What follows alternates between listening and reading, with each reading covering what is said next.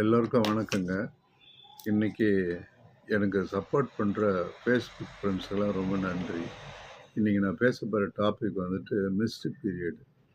Missed பீரியட்னா மாதவிடாய் நின்று போகுது. இப்போது கல்யாணம் ஆன தம்பதிகள் வந்துட்டு ஹாப்பியாக சந்தோஷமாக இருப்பாங்க. இருந்துட்ட பிறகு அந்த மனைவி வந்து சொல்லும் அவனாண்ட, எனக்கு ஒரு மாதம் பீரியட் வரல அப்படின்னு சொல்லணும். சொன்ன உடனே இவர் கணவன் என்ன பண்ணார், ஒரே குஷியாக நேராக போய் அவங்க அம்மாண்ட சொல்லுவார், எங்கள் மனைவிக்கு பீரியட் வரலன்னு. அவங்க அப்பாண்ட சொல்லுவாங்க. அப்புறம் அந்த பொண்ணு வந்துட்டு அவங்க அம்மாண்ட சொல்லும். ஸோ ஊரே ஒரே ஹாப்பியாக இருக்கும், எனக்கு வந்து ப்ரெக்னென்ட்டுன்னு. அது வந்துட்டு எல்லாருக்கும் உள்ள ஒரு மனநிலை. ஆனால் என்னுடைய அனுபவத்தில் என்ன சொல்ல வர்றேன்னா, நீங்கள் அது மாதிரி மிஸ்டு பீரியட் வந்து சந்தோஷப்படாதீங்க. அப்போது நீங்கள் என்ன பண்ணணும்னா, நேராக ஒரு கைனகாலஜிஸ்ட்டுக்கு போயிட்டு, எங்கள் மனைவிக்கு வந்து பீரியட் வரல, அது என்னன்னு பார்த்து சொல்லுங்கள் அப்படின்னு சொல்லி கேட்கணும். அப்போ அவங்க என்ன பண்ணுவாங்க, முதல் மாதம் அப்படின்னா பீட்டா ஹெச்ஜிஎஸ்சின்னு ஒன்று பார்ப்பாங்க.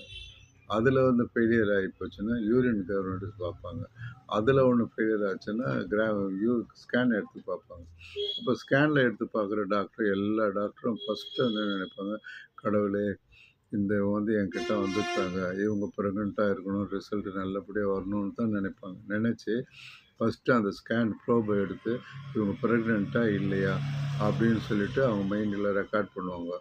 ஸோ ஃபஸ்ட்டு என்ன பண்ணுவாங்க, இந்த கர்ப்பப்பை இருக்குதா இல்லையா அந்த பொண்ணுக்கு, கர்ப்பப்பையுடைய ஹைட் எவ்வளோ, உயரம் எவ்வளோ, அகலம் எவ்வளோ, எல்லாத்தையும் பார்த்துட்ட பிறகு அந்த பொண்ணு கர்ப்பிணியாக இல்லையா இல்லை ப்ரெக்னென்ட் ஆகிருந்தாலும் சேக் எங்கன்னா இருக்குதான்னு பார்ப்பாங்க.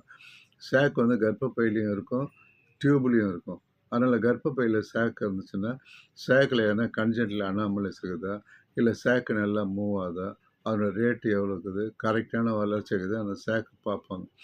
பார்த்துட்டு அப்படியே யூட்ரஸ் ஃபுல்லாக கம்ப்ளீட்டாக பார்த்துட்டோன்னே ஏன்னா ஃபைபர் எடுக்குதா, இல்லை ஓவேரியன் சிஸ்ட் இருக்குதான்னு பார்த்துட்டு, அந்த குழந்தை வந்து கன்ஜென்டில் அனாமலிஸ் முத்துப்பிள்ளை மாதிரி எதனா வளருதா, இல்லை அது கண்டினியூ ஆகுமா அப்படின்னு பார்க்குறதுக்கு கீழே ப்ளீடிங் இருக்குதான்னு பார்ப்பாங்க.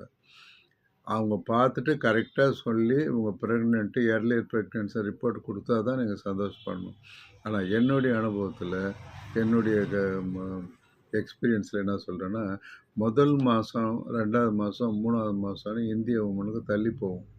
கடினமான வேலை செய்கிறவங்களுக்கு 1 மாதம் தள்ளி போகும், 1½ மாதம் தள்ளி போகும், 2 மாதம், ஏன் 3 மாதம் கூட தள்ளி போகும். அது டிலேட் பீரியட்னு ஒன்று சொல்லுவாங்க. சில பேருக்கு முன்னாடியே 15 நாள் 15 வந்துடும், அது ஏர்லியர் பீரியட்னு சொல்லுவாங்க. அதனால் இது மிஸ்டு பீரியடு, டிலேட் பீரியட்னு இல்லை, ப்ரெக்னென்ட் கன்ஃபார்ம் பண்ணிட்ட பிறகு ரிப்போர்ட்டை வச்சு நீங்கள் சந்தோஷமாக இருங்க. அதனால் என்னுடைய வாழ்த்துக்கள். நன்றி, வணக்கம்.